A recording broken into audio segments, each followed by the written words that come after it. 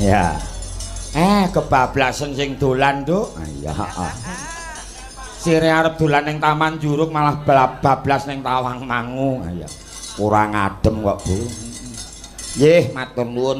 Wilujeng dalu, Mbak Princess Aprilia. Saking dalu, Mbak Limbo, Biong Cangi. Pripun kabare? Alhamdulillah pinaringan sehat wilujeng. Amin. Alhamdulillah kelampahan sowan wonten ing Gondang Jaten Gunungan Trasan mriki nggih, Mbak. Gondang Jaten Gunungan Trasan. Desa Trasan. Nggih. Tridukuh, Lek. Tridukuh ya, Nok. Ngenekke wayang. Wayangan bersih desa ya, Nok. Heeh, Lek. Dhuwur men to suaramu iki. Ya jerumen suarane kok ya. Anu nyun sewu, pancen kulon kok ya sithik-sithik sinau agama. Oh iya. Dados nyun sewu. Sinaosa wong wedok nika suarane banter namung sunahipun dipun lembutake. Ngono kuwi. Aja nganti bantere ngungkuli suarane piyai kakung. Nah, kuwi jenenge etika tata krama Subasita. Nah, kejawi adat ketimuran syariatipun saking agama nggih ngaten. Oh nggih. Dadi ora saur manuk, ora kaya wong padu, ya ora kabeh wong seneng nek sing ra seneng darani wong padudon. Nggih, iya. Kuwi nek wedok. Heeh. Lah nek wedok rung dadi. Rak ya imbane ibarate ngono. Oh, ibarate. Ibarate. Ora ya ngerti dhewe. Apa meneh Mas Bani ya rawuh to iki. Nek dhewe iki ikon Kota Klaten. Dadi sak omong-omong mesti ditulat, dicontoh tindak tanduk muni senajan to aku lan jenengan mung ngampil agemane Piyai Putri. Lho, ning aja ngantek ketok jenenge lemu dadi mantan kenek kondektur ki aja tak ketoke ning kene dadi. Kok dadi kenek barang ki. Grapiake kaya kondektur apa-apa grapiake. Ning patak wantune aja nganti. Dadi kudu sing jenenge aurane wanita ki kudu sing ati-ati. Soalnya aku ya nyun pirsa karo Pak Dalang karo pun Pak Kus ni bintang tamu kata kok ingkang kapiji mimin kalian Aprima napa mboten klentu. Ya ora wong pancen sing dikarepke kok ya. Jebulane aku nyun pirsa panitia direwangi salat malam lho. Salat malam bintang tamu ki kira-kira sapa ngono bintang tamu digelar ki sapa kira-kira. Rawuh saka Ngayoja iso saka Jawa Timur ya iso. Ning tetep temune ki mimin ngono terus. Dadi panitia ki salat malam. Yo ngantek salat malam lho coba. Terus ngantek metu wangsite ngono ya. Wangsite heeh. Metu ning dhuwur jenenge Sukimin. Mimin nduk mimin ngono kae. Jane bocah kan mimin ki ora ayu. Piyai Juwiring, Piyai Trajan akeh sing luwih ayu. Ning mimin kan nyenengke. Lha iki lho itu yang harus digaris bawahi. Akeh wong ayu ning disawang mboseni. Ya. Nek perlu nyawangke mburuhke. Ning mimin kae ora ayu. Ning kok nyenengke berarti ada yang perlu digali. Mbuh public speakingnya, cara bicaranya, mbuh cara membawa diri, mbuh perkataannya, mbuh gematine karo bojo. Aku ya gumun lho Lek karo kowe. Wong wedok kok lek gembetot ngono lho kowe.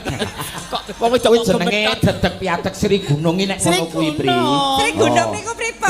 Nek disawang sangka kaduan ketoke iki kok kaya elek ngono. Ning nek diceraki, wah, muka. Nyun sewu nggih Mbak Limbuk Mak Cangi.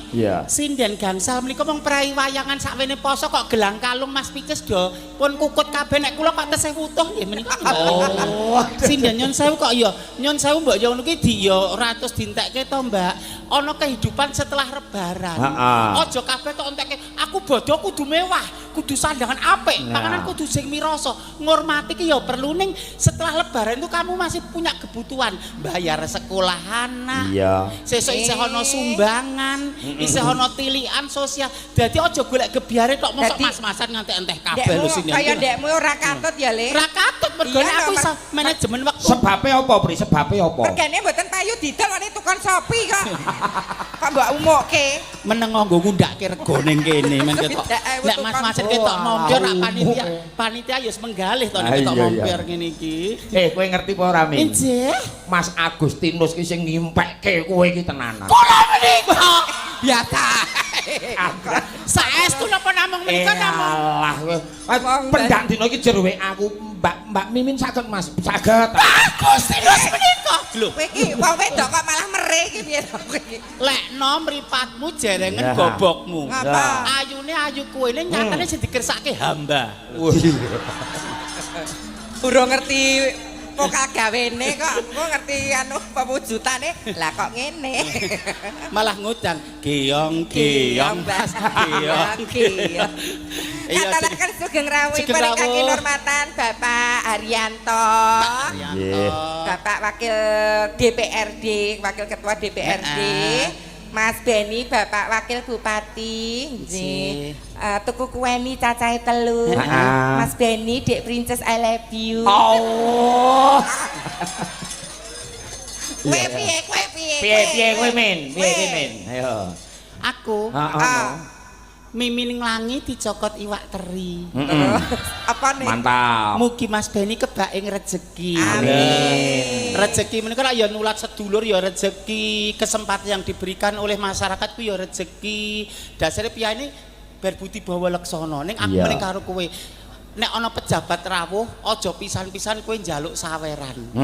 Asormu derajat asormu. Oh iya. Mbuh akeh mbuh sithik wis diparingi panitia. Kok ana Pak anu jenenge punggawa praja rawuh, Pak Wakil Bupati rawuh terus kowe ndremis isen aku jejering seniman. Oh iya no ndremis no. Ning patake Mas Beni pancen jeneng berlomba-lomba dalam kebajikan. Mesti engko ya ora lali mesti ninggali. Alah. Ning aja ngantek kewetu sekolah mbemu nyuwun duit.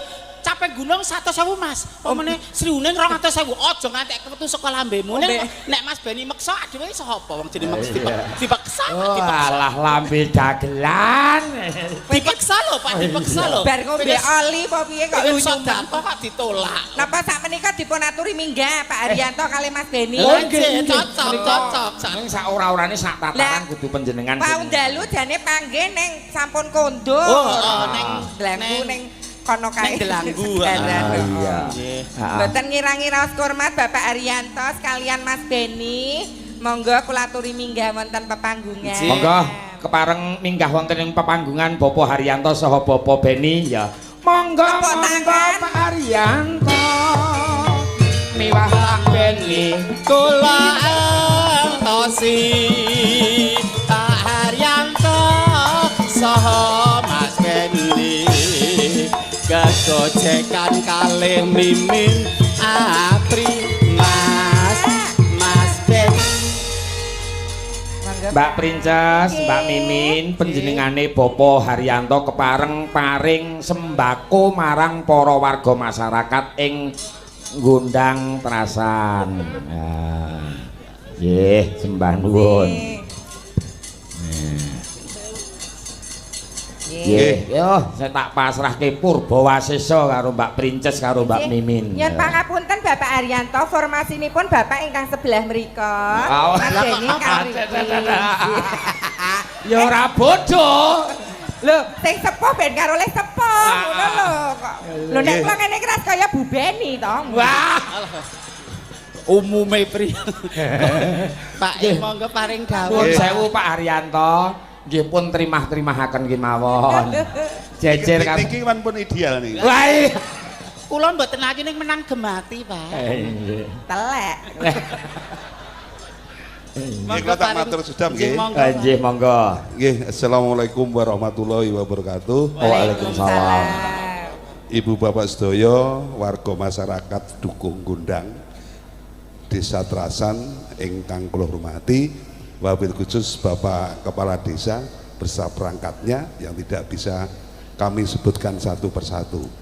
So Bapak Kapolsek atau yang makili dan Bapak Daramil atau yang makili. Dalu punika alhamdulillah kula kalian Pak Wakil Bupati saged silaturahim wonten ing Dukung Gondang. Niki suatu kebahagiaan bagi kami bisa bersilaturahim wonten ing Desa Gondang. Sampun 7 tahun kula diundangi wayangan wonten Gondang, lembih dalu punika kula saged silaturahim. Tepuk tangan kateng Bapak Haryanto. Amargi napa? Riyin-riyin niku wayangan wonten ing Gondang niku lebaran kedua. Niku kebetulan sarengan kalian acara halal bihalal karyawan saha masyarakat sekitar griya kula. Pada saestu kula nyuwun pangapunten dalu menika kula saged mangayu bagya pagelaran wayang kulit wonten ing Dukuh Gondang Desa Trasan. Saudara memuji karena acaranipun bersih desa atau bersih dukuh.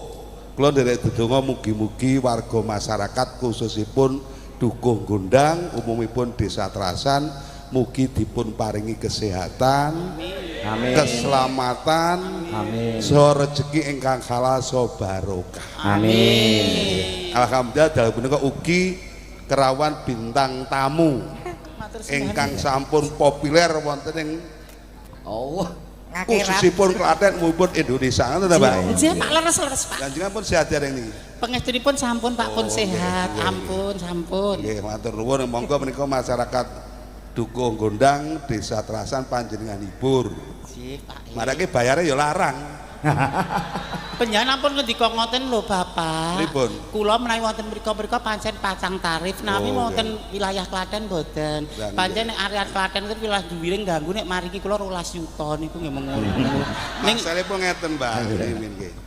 Membahagiakan masyarakat itu mendapat pahala. Ibadah jenengan termasuk ibadah. Nek ngoten kula tak golek pahalae priku golek duit kok dina pahala wae. Nggih.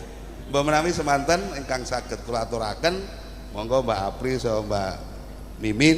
Nggih. Monggo panjenengan lajengaken. Nuwun sewu Bapak Haryanto keparingipun para kadang panitia penyelenggara panjenengan kaaturan maringaken menika sembako kalian para warga ingkang kapiji. Kanthi simbolis ngoten nggih. Kala wau sampun. Nanging secara simbolis nembe 5 niki cacahipun kathah. Udakawis 12 menapa pinten ngaten. Monggo Mas Agustinus, Mas Tito, Mas Slamet, Mas Meto pun pratitisaken. Sinten ingkang kedah wajib nampi. Lah menika. Nah, iki mau uga ning kintunan ning kanggo Mbak Princess Aprilia. Pripun? Iki ning titipan rokok saka Mas Tito. Tenan iki ora ngapusi aku. Sembanun ndak puni jalan. Iya. Oh, saka niku. Kok namung Dek Apri sing diparingi rokok? Ah, sing seneng udut kowe ora udut kok kowe udutmu ora udu rokok. Kowe kan bar miskram ra kena udut. Oh, nggih. Nyemau mboten nggih, Mbak Apri, Mbak Mimin, dilajengaken kula tak ngaturaken sembako kangge Bapak Ibu kaum duafa kalian anak yatim sampun nggih. Nggih. Kaum duafa monggo. Nggih, mbok pilih Mas Wakil kepareng-paring dawuh. Nggih, nah monggo. Nggih, sembah nuwun Bapak Haryanto. Nggih. Duh. Ya sida ngrogok karo. Oh, Pak Haryanto nek mesti repot-repot ngaten iku rak pekewet to, Pak. Sembah nuwun nggih, Pak nggih. Sembah nuwun, Bapak. Oh. Pak Wakil ampun mangsuni. Sesuk kena nggo suntik kabeh ya, Lek. Iya. Monggo Pak Wakil. Nggih.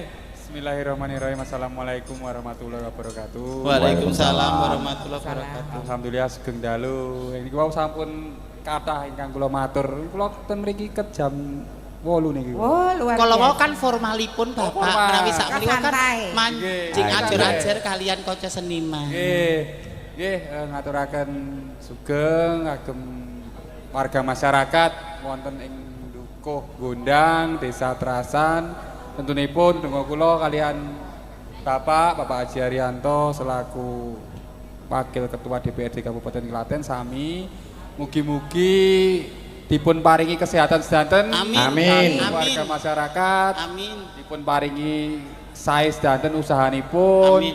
Panenanipun ingkang gadah sapi mendo ya sedang mana. Ndang payune ya kathah. Amin. Nggih. Rezeki ingkang melimpah kang sarta barokah. Melimpah barokah. Amin. Pak Kepala Desa mugi-mugi paringi sedanten kesehatan, dipun paringi saenan agem mengemban tugas wonten ing Desa Trasan. Mekaten mawon nggih. Lajeng niki kula ken napa mlih niki? Nyanyi nggih, Pak, nggih. Nyanyi nggih. Lho, dangdut nggih mboten napa kagem Bapak Wakil. Musik enten. Nyanyi? Nggih, nyanyi kajenge rada. Harjene digrayang. Ya. Lagunipun menapa Mas Beni? Cinta tak terpisahkan. Cinta tak Cinta tak terpisahkan. Campur sari. Jane perahu layar pun di Wah. gitu. Nggih nggih. Monggo yo. Iki spesial kali ikonnya Kota Klaten, Mbak Ya. Apri sama Mbak Mimi. Matur nuwun lho Mas Beni. Kalau wau dalu kula tenggo ngantos jam setengah kali kula sok dereng dugi-dugi selak ngantuk Mbak kula. Nggih mampir Duta Yasarumi. Jope kakean iki.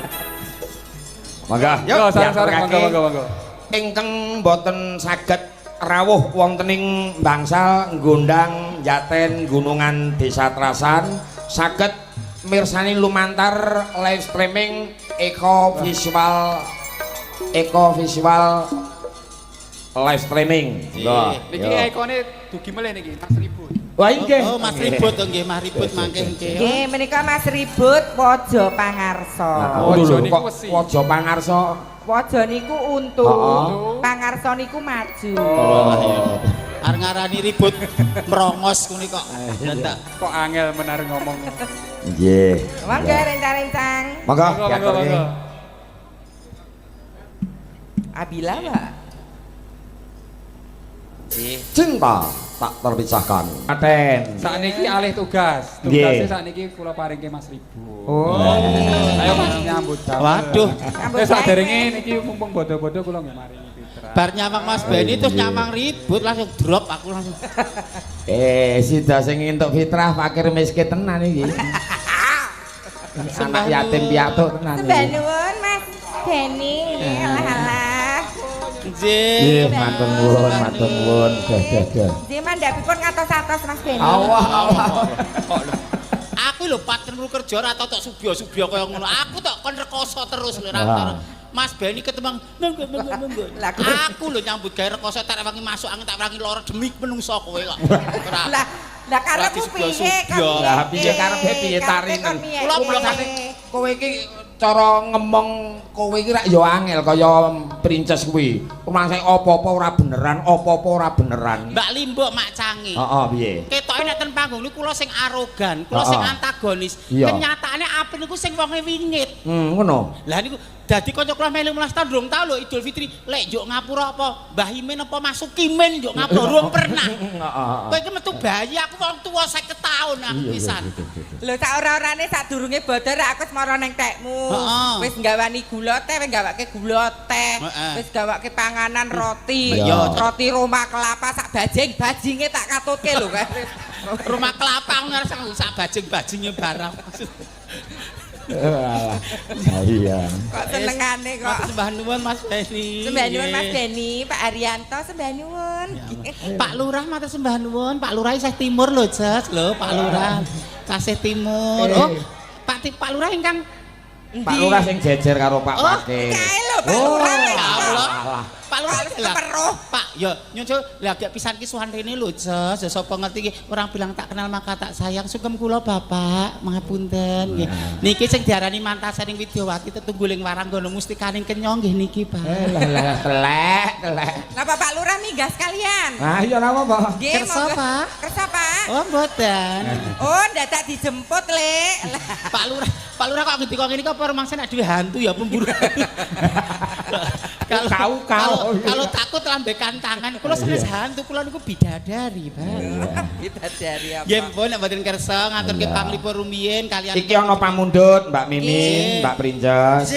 Saking Pak Bayan Slamet Widodo. Ngaten, Ngersakake caping gunung maringi wajib ning kanggo anak kulanang Gurnet Imbaraka Oh, Saputra. nggih, 100.000 nyole Tampanono iki asli saking Pak Bayan. Upama disilih budhe sik itu orang nggo ngangsur sesuk. Mangsane budhe itu aku rek. Nggih kula anu. Ya, taringke matur nuwun Pak Bayan. Sembah nuwun Pak Bayan nyotole rimbah. Oh, wis dilungke karo Pakmu cilik. Pak cilik. Lha ku nganggo itebar ngisak lho kok Pak cilik. Bulik kok Pak cilik. Iya. Saping gunung nggih, Saping gunung. Ayo ribut kene. Ayo nyambut gawe, Fitrah barang kok jenggleng kowe. Yo.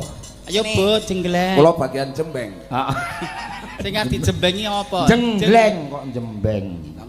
Yo. Menawa ingkang badhe pirsa Mas Ribut Waja Pangarsa. Heeh. Iki bangsane apa? Kowe Pri, kowe jane duwe pengancam karo ribut arep ngopo mau? Ditelono kowe. Gesut tok Pak niku. Lah ngopo piye? Blenjani niku Pak. Kowe dinyanyi ra sida ngono ya kok. Enggak aku. Lah ngopo? Kecengkek untut. Kowe ning keluwiyane lho rumangsane. Keluwiyane apa, Bos? Lah nek duwe sawah duwe Tegal ngono nek garu luku ora usah dadak nyilih mesin. Oh. Oh, garek ditengkurupke to digeret ngono ya. Lah nek salat niku pas sujud niku malah napa jenenge sajadah barang katut niku. Oh, sak tegele barang ambyar kok. Lah salat dek iki nah teng lapan ngene kula nggih geger ngono kok. Lah apa? Ah setengah sujud malah dadi kaya apa neraka. Wah.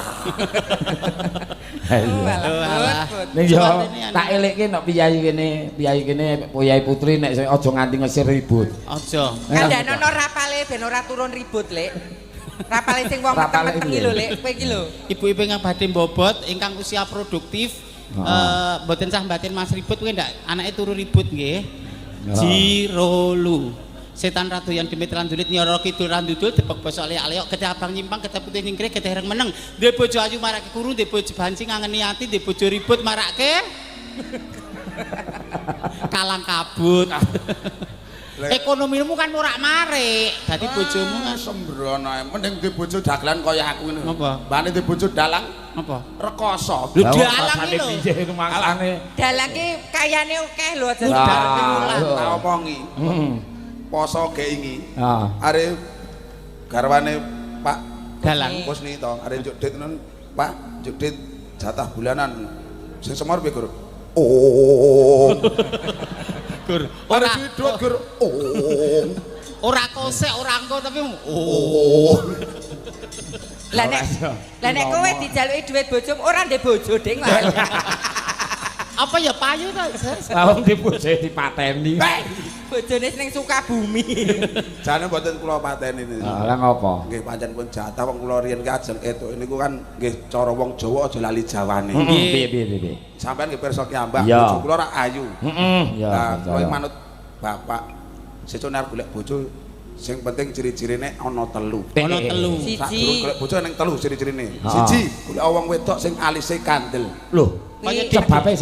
Kuwi mesti pinter masak. Pinter masak. Pinter masak. Sing nomor 2. Nomor 2 golek wong wedok sing wulune tangan rada akeh. Iki. Engko darani kethek. Ora.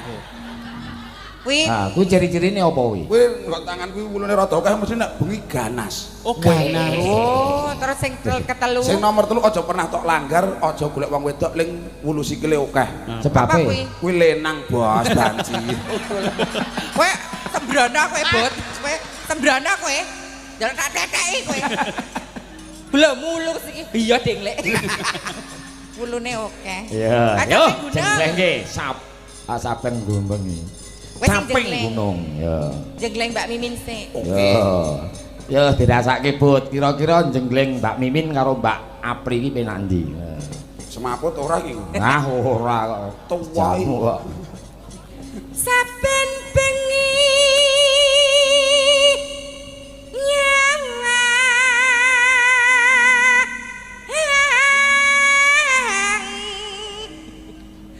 ke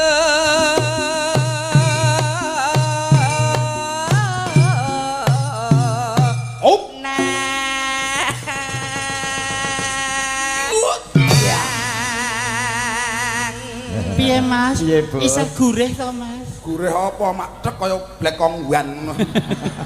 Lekong wani sini karak. Ya lho wong wis. Lho wong timur kok jaga imbuh ya Mas. Betul.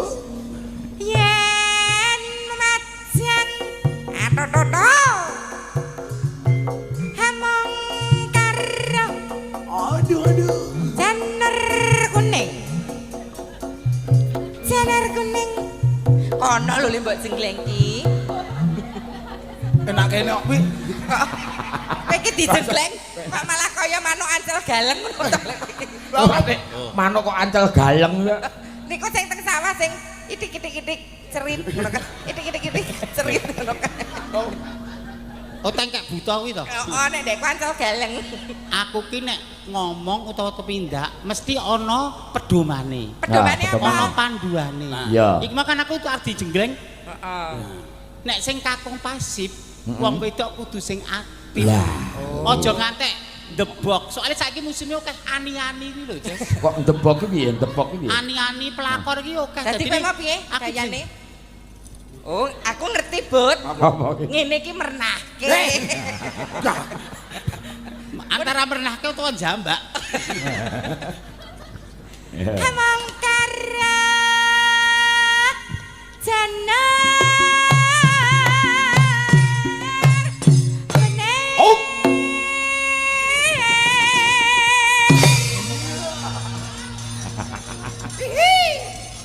Apa kae? Ngapa, Lek? Apa kae? Kowe ngapa? Apa?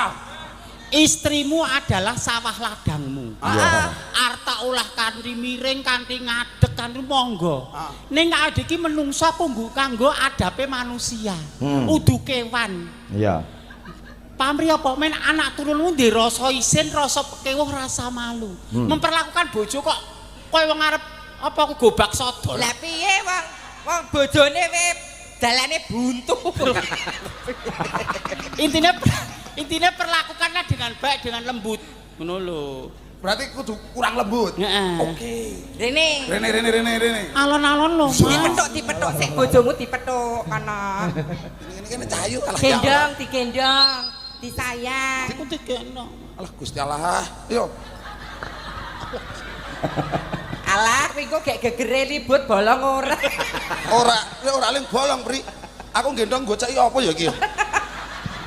Wong kok nek persnele yo. Kudune tak mobil. Pri mbok ra saru-saru Lah piye lho? Wong kok ana personal. Lah apa kuwi? Apa? Tak kira nek udele bodong. Iki gur tindik. Kembang. Piye susune piye?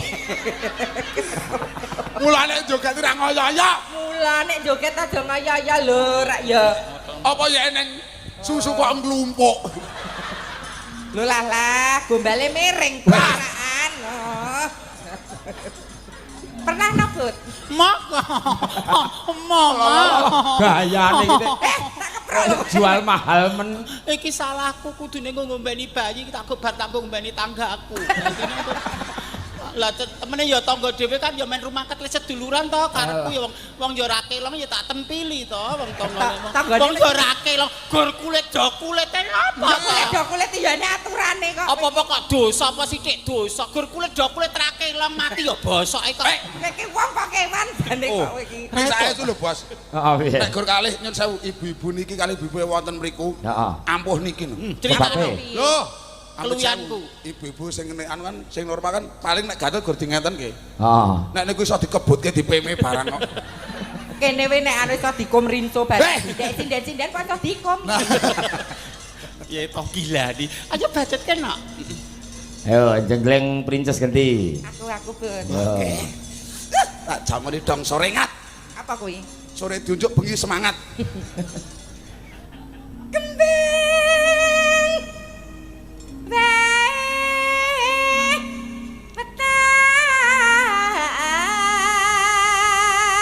As. Kaya ya abot. Guna.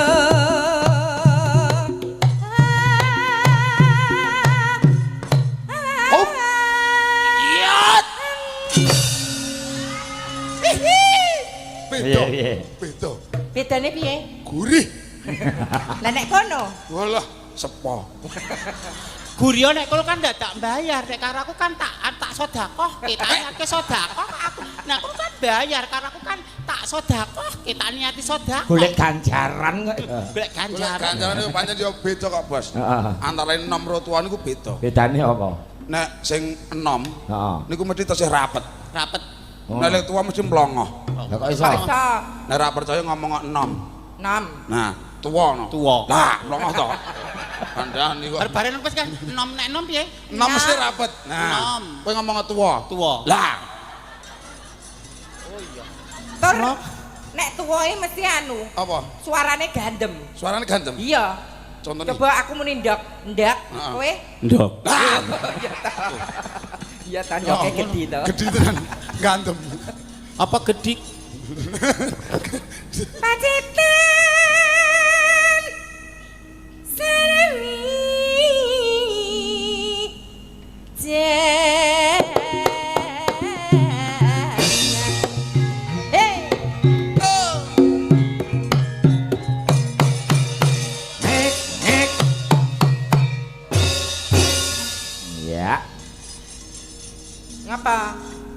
Ngapa Mas? Gumoh. Coba mbok kowe bawa ben ngerti suaramu. Ya, yo ora mung umuk tok, suaramu dipamerke ning gundang kene. Ndak darani khalayak rame ngertine aku radul rupa. Mek aku ki ndek talenta. Monggo Ibu HP-ne pun dipun rekam sonten kula nggih dados mende memori ya. Mengke bar nggih ngrekam dibandemke mawon. Oh, saora-ora nang jebolan bintang tempura kok. Iya to. Sing bener. Mbok ora ganggu to, Pri. Tak goleke dalan ki lho, Le. Aja ngalang-alangi rezekine wong mundur. Ya. Soale ning kene iki sowan ning kene iki aja sembrono. Nek ger bintang tamu embah-embah ya ngopo dikorine. Iya, mulane tenanan. Warga kene iki manggit ing budaya. Pak Haryanto ya rawuh. Rawuh. Hati-hati. Menyugoto Pak Wakil Bupati Pak Haryanto, Provinsi Purwopunden, pemuka agama. Nek gur coro-coro nggo apa? Apa? Aja nganti kleru. Menawa. Sukimen metu. Kok ket mau alang-alange. Panak. Ora tenan to. Apa? Panas. Udan. Iki mau cengkok. Cengkok, oh cengkok. Cengkok kalau menjing muntir iki. Kowe nek pengen ngerti. Seni itu bukan perlombaan loh. Bukan perlombaan, tapi neng rasa. Paribasan, oh jane suaranya kayak napasnya cedak, neng kok nyes neng rasa. Berarti nek hanya menilai dari visualnya saja, kamu belum menjadi seniman sejati. Lho nek golek suara apik Sindian 5 iki hebat-hebat kabeh. Nek suaramu mau. Nek kan padha kaset, aku kan beda saka kaset. Iya, nek Mbak Mimin mah suarane nges ya. Ngesake. Panas. Kosek nganggo parian sik. Oh, parian kok. Yo kowe sak apa ribut sik. Parian ngalembono warga masyarakat ngundang terasa. Gondang, gunungan, Jaten. Jaten. Ya. Enggak. Siapa sih, Bud? Kowe no. Yo. Pak Bambang. Pak Bambang ketua panitia. Kebru anak ki. Alah. Ya. Medeni menteri. Sing nonton wayang. Ya. Mugi kathah rejeki. Lagoke no. Amin. Allahumma amin. Nenan. Ayo. Siapa sih ke? Ora ana sik. Ora ngasih. Sing kuasik no. Ayo deh, Pak De. Yo. Ngatang-ngatang. Ya nek kok wis ngatang-ngatang. Wis ngatang-ngatang. Yo. Kejungup neng pinggir sumur. Ya. Mugi engkang mirsani wayang sedaya pinaringan panjang umur. Hebat tepuk tangan. Amin. Allahumma amin. Nenan. Ya. Ayo, Bud. Oh, artine ribut iki. Aku to. Iya. Ki mesti ra iso mesti aku jongkok, aku jongkok. Kowe nyoh. Ayo. Tuku gedang karo sukun. Gedang kok karo sukun ki ya ora gathuk. Ya ora gathuk. Liyane. Gedang kok karo sukun malah seret no. Liyane. Sing goleki kangelan. Terus wis ketemu malah mau paido. Iki lagi ana wong pari ora dipaido. Lah marai nyereti kok. Lah amale ku mung kuwi kok. Aku ngomong Mas ngapalke lho iki mau pas kon golek ganti mah mumet ndasin. Madang ya Madang ya karo mangan sukun. Seret no. Wis madang mangan sukun. Besesek. Besesek ning weteng liyane to, Bud.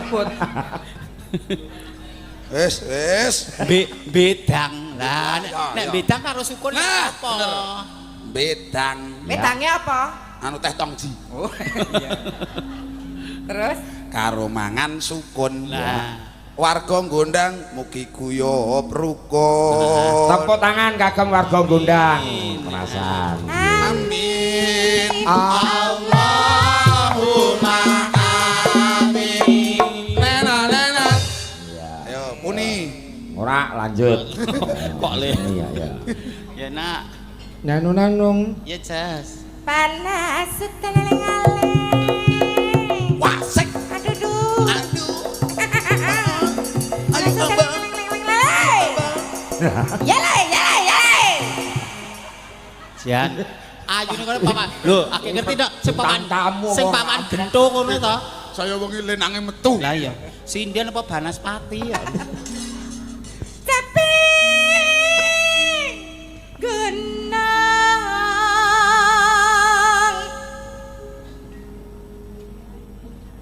Udah ora Pakde. Oh, malah tak anteni lho Pakde Pur iki. Nadyan wadan sarata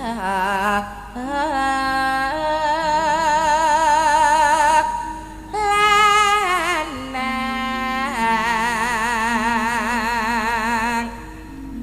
Ayo Lek, tutupen Lek. Inumane banyu. Oh, cengkoke nek. Cengkoke mari tratapan. Bening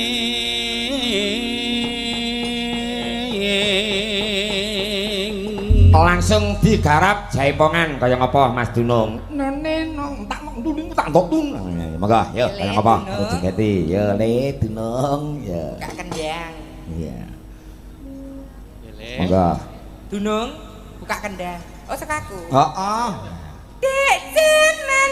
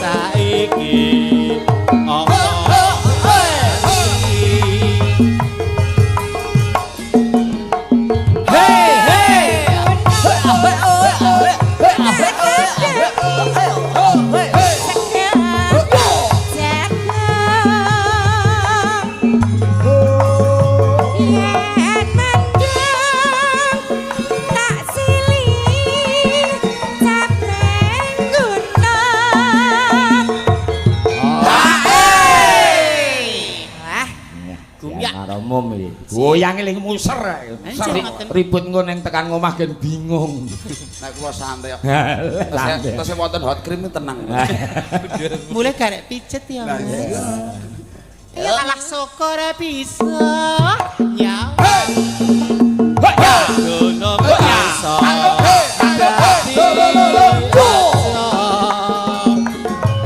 Dene ora ilang gone padha lara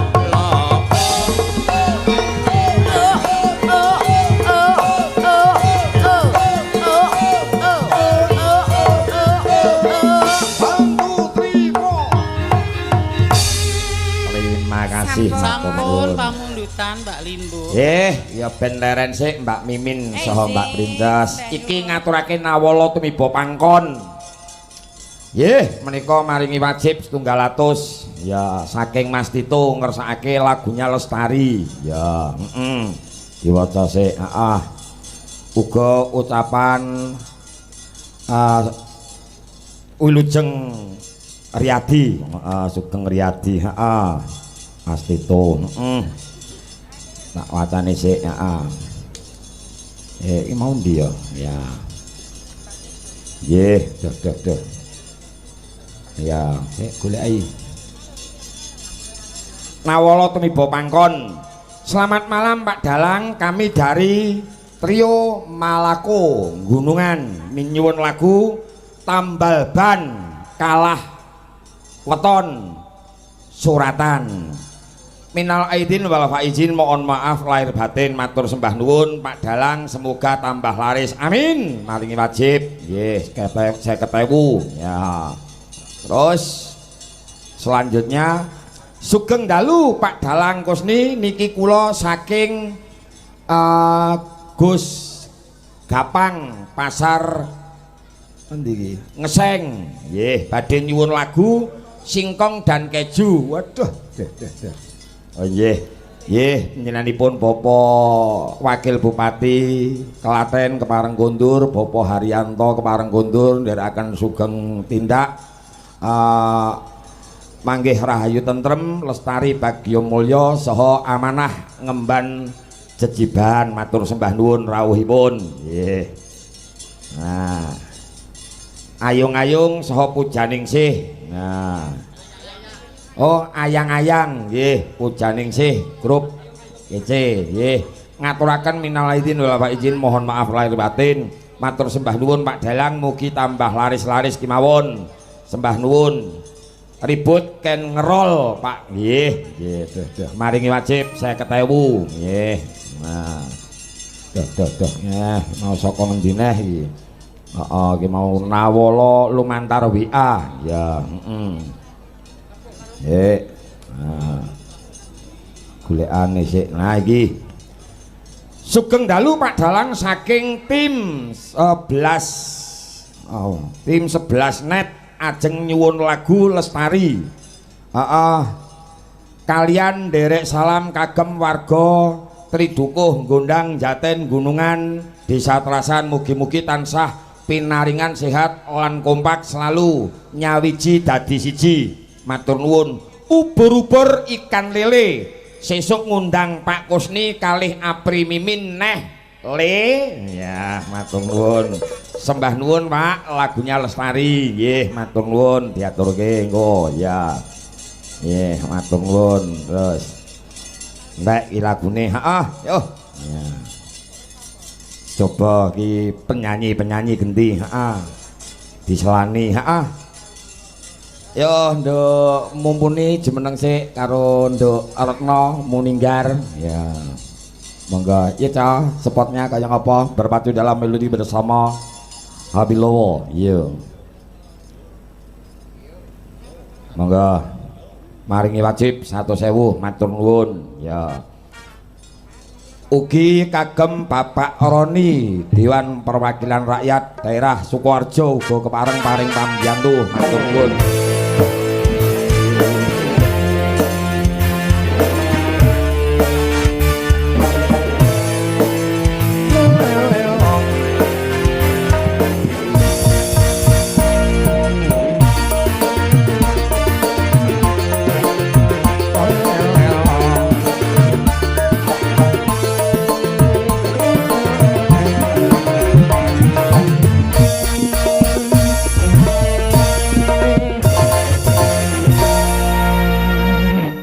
lagune Lestari Nduk, pamundhut saking Mas Tito, juga Mas Wahyu Tirta Gondang. Diaturke para kadang-kadang muda-mudi Karang Taruna yang kompak-kompak selalu dan rukun-rukun selalu. Ya. Monggo Lestari kagem para kadang warga masyarakat Gondang, Njaten, Gunungan, Desa Trasan yang kompak selalu. Ya.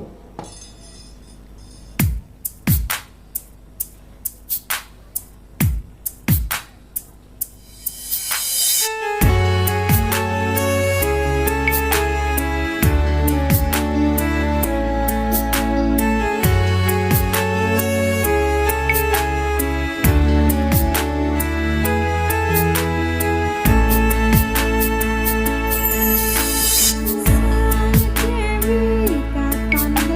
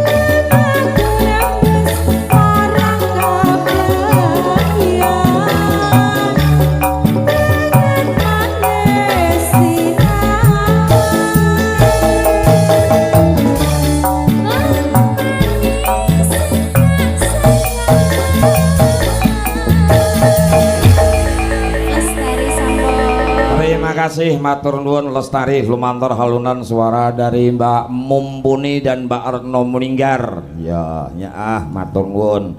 Ana pamundhut lumantar WA diwaca sik. Assalamualaikum warahmatullahi wabarakatuh. Waalaikumsalam. Pak Dalang nderek pitepangan kula Kadir IPWS saking Tlatah Delanggu.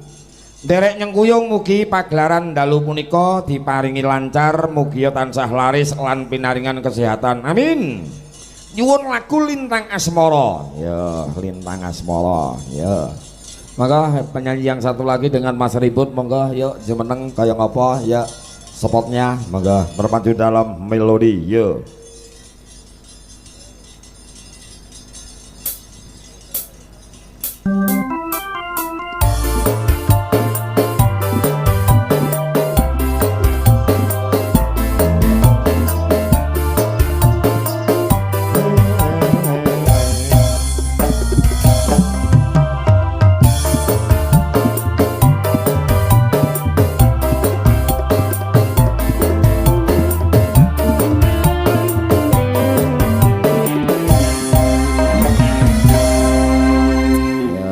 Tepungke nduk anu Mas Ribut. Ya. Derek tepang, Mbak. Asmane sinten? Asma kula Tari Mas Bet. Mingking saking? Saking dia.